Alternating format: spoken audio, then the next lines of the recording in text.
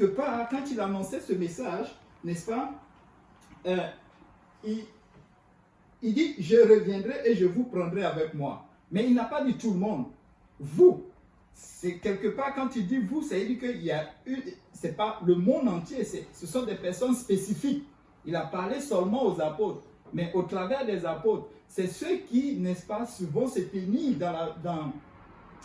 qu'on appelle ça, qui seront, n'est-ce pas, qui vont se tenir selon sa parole, qui viendra chercher. Amen. Aujourd'hui, quand je sortais de chez moi, hein, comme je le disais, j'ai dit à ma femme, n'est-ce pas, je reviens. Elle n'attend pas une autre personne, à part moi. Elle s'attend à moi. Et aujourd'hui, quelle est notre attente? Est-ce que nous attendons vraiment le Seigneur? Parce que les apôtres les attendaient. Ils attendaient le Seigneur. Et ils avaient une certaine attitude. Un jour, ça m'a été donné, n'est-ce pas, d'enseigner quelque part, où je disais qu'il y a ce qu'on appelle le chrétien. Le chrétien a été défini dans Actes chapitre 11. Et on parle, n'est-ce pas, ce sont des gens qui ont attribué ce nom-là à un certain groupe de personnes, à un certain groupe de disciples, n'est-ce pas, qui se sont lancés dans la conquête des âmes. Amen. Et ils avaient une certaine attitude. Et c'est là le chrétien. Amen. Alléluia. Quand le Seigneur faisait cette promesse à ses disciples, quand ils ont entendu cela, les disciples étaient très tristes. Oui, tu pouvais voir celui qui avait mangé avec eux, celui qui faisait les miracles, celui qui avait, n'est-ce pas, fait des exploits devant eux. Il était comme un père protecteur. Il était là, ça faisait l'orgueil de tout le monde. Mais il leur annonce qu'il va les quitter. Il a dit de grandes paroles.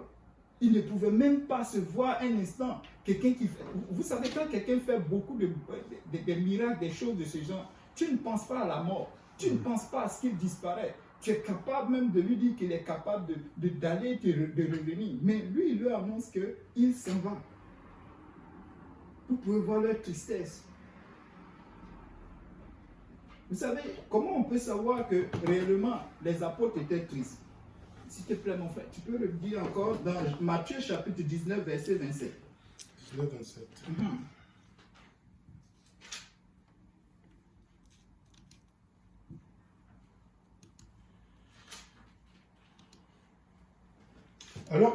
Alors Pierre, prenant la parole, lui dit, voici, nous avons tout quitté, nous t'avons suivi, que nous arriverait-il donc? Ah, tu t'en vas. Il était comme un père protecteur.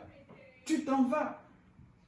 Même quelque part, on peut lire dans les évangiles que, n'est-ce pas, quand ils arrivaient quelque part, les gens posaient la question de savoir pourquoi tes disciples se comportent de telle façon. Ils ne s'adressaient pas aux disciples, mais ils s'adressaient au Seigneur. Il était comme un père protecteur pour eux.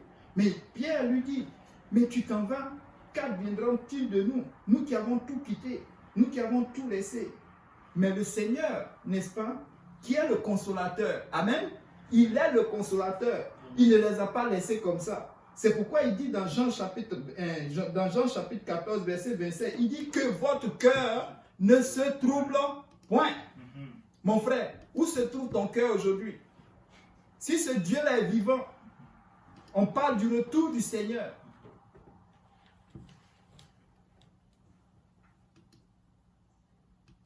Le Seigneur a dit qu'il y a plusieurs demeures et il était bon pour lui de partir. Pourquoi? Parce que de là où il est, peut-être qu'il était comme une pierre d'achoppement pour eux. Mais de là où il va se trouver, il pourra être encore plus bénéfique pour eux. Il dit qu'il y a plusieurs demeures dans la maison de mon Père. Je vais vous préparer cela. Donc ça prend la préparation. Avant que les apôtres ne passent à une autre dimension, ça prend une préparation.